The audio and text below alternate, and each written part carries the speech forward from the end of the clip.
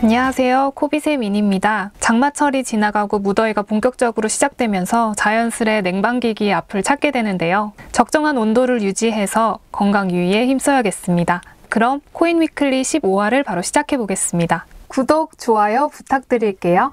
가상자산 시장 주간 동향부터 한번 살펴보겠습니다. 대장주인 비트코인은 9.58% 하락한 모습을 보여주었으며 이더리움 가격도 6.8% 하락세를 보여주었습니다. 이외에도 많은 메이저 가상자산들의 하락세를 확인할 수 있는 한 주였습니다. 공포 탐욕 지수는 지난주에 이어 공포 단계로 유지되며 31포인트에서 28포인트로 하락한 모습을 보실 수 있습니다. 그럼 코빗 거래소 가격 등락률 차트 보시겠습니다. 제일 많은 상승률을 보여준 코인은 올림푸스 다오 V2이며 전주 대비 38.28% 상승했습니다. 또한 금주 제일 많이 하락한 코인은 컴파운드이고 전주 대비 22.11% 하락했습니다. 순위별로 차트를 준비했으니 참고 부탁드리겠습니다. 자, 그럼 위클리 탑3 키워드 살펴보겠습니다. 첫 번째 키워드는 가상자산 증권성입니다. 코인베이스 프로덕트 매니저 등 3명이 내부자 거래 혐의로 구속 기소가 되며 가상자산의 증권 성격에 대한 논란이 더욱 점화되고 있는데요. 미국 증권거래위원회 SEC도 고소장을 제출하면서 이번 사건을 통해 수많은 가상자산이 증권의 성격을 띠는 것으로 확인됐으며 그렇기에 전형적인 내부자 거래 혐의가 적용되는 것이라 강조했습니다. 특히 이번 사건에서 9개 종목의 각각 하위 테스트 결과를 제시하고 증권 성격에 부합한다고 규정했는데요. 미국 가상자산업계는 SEC의 이번 규정이 다른 가상자산에도 적용될지 또는 발행자와 거래소가 추후 기소 대상이 될지 등의 의문을 던지고 있는 상황입니다. 코인베이스는 이번 사건과 관련해 수사에 협조하겠다는 약속과 별도로 SEC가 연방증권법을 가상자산에 적용하려면 법규를 만들기 위한 절차를 구체적으로 시작해야 한다는 청원을 제출했는데요. 플랫폼에 상장된 자산 가운데 증권은 없으며 SEC가 주장하는 혐의는 적절한 법 진행에 대한 방해라고 반박했습니다. NFT와 관련해서도 증권성에 대한 논의가 있었습니다. 앞서 맨하튼 검찰이 내부자 거래 혐의로 사임한 오픈시 전 프로덕트 총괄을 사기 및 자금 세탁 혐의로 기소한 사건이 있었는데요. 이에 대해 SEC의 안고티 변호사는 이 사건이 하위 테스트에 따라 NFT는 유가증권으로 분류되는 단초가 될 수 있다고 진단한 바 있습니다. 이 사건 이후 최근 NFT 컬렉션 지루한 원숭이들의 요트클럽 BAYC의 개발자 유가랩스가 집단소송에 휘말리며 소송의 쟁점이 NFT의 증권 여부가 될 것으로 보였습니다. 이 소송은 유가랩스가 BAYC NFT와 에이프코인이 증권처럼 수익이 보장된다고 홍보했으나 실제 이들의 가치는 지난 3개월간 급락했고 투자자들에게 막대한 피해를 준 것이 발단이 되었는데요. 하지만 전문가들은 법원이 이를 인정하기는 어려울 것이고 SEC는 아직 이 분야를 증권으로 간주, 규제하기를 원치 않는다고 분석했습니다. 두 번째 키워드, 금융권 비금융시장 개척입니다. 최근 금융권이 금산분리법 규제 완화를 기대하며 비금융시장 개척에 나서기 시작했는데요. 금산분리법은 금융자본과 산업자본이 서로 침범할 수 없도록 만든 장치지만 최근 금융당국이 36개 금융혁신 세부 과제를 선정하고 금산분리 규제 완화를 추진하고 나섰습니다. 특히 금융위원회는 제1차 금융규제 혁신회의에서 금융규제 혁신 과제로 금융회사의 가상자산 관련 업무 영위 허용 검토를 포함했습니다. 이에 따라 주요 금융사들이 신시장 발굴에 나서면서 첫 번째 공약자로 가상자산 시장을 선택할 것으로 예상됩니다. 은행들은 이전부터 가상자산 시장에 눈독을 들여왔는데요. 일찍이 신한은행은 한국디지털 자산수탁에 투자했으며 이어 국민은행은 한국디지털에셋, 우리은행과 농협은행은 각각 디커스터디 카르도에 투자한 바 있습니다. 또한 25일 가상자산 금융서비스 업체 델리오는 신한금융투자와 사업협력 강화를 위한 전략적 파트너십을 체결했다고 밝혔는데요. 이번 협약으로 블록체인 기반 상품 및 서비스 공동개발, NFT 등 디지털 자산 비즈니스 협업, 금융과 블록체인 기술 관련 생태계 조성에 나설 전망입니다. 디지털 자산 시장의 제도권 진입에 대비해 투자자 신뢰 기반의 블록체인 프로토콜 경제 생태계를 구축해 나가겠다는 취지로 보이는데요. 김장우 신한금융투자 디지털 그룹장은 향후 제정될 디지털 자산 기본법을 토대로 투자자 보호장치를 마련하여 혁신적 비즈니스 모델을 제공해야 한다며 앞으로 신한금융투자는 다양한 블록체인 기술 기업과 협력하며 건전한 디지털 자산 생태계 조성에 힘쓰겠다고 밝혔습니다.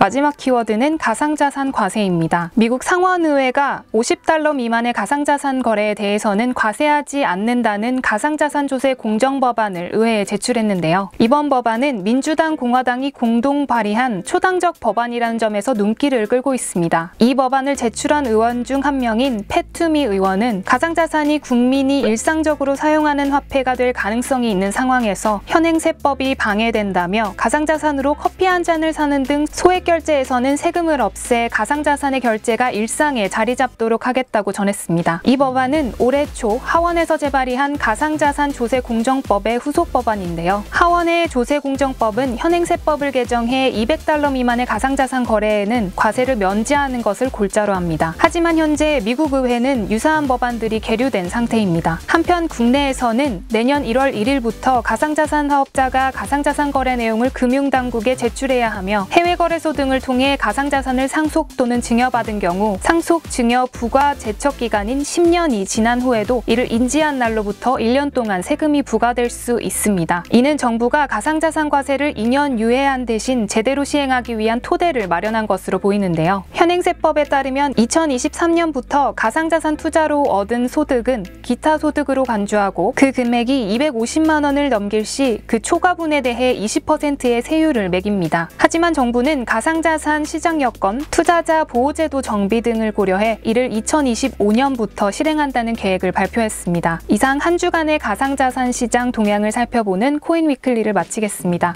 감사합니다.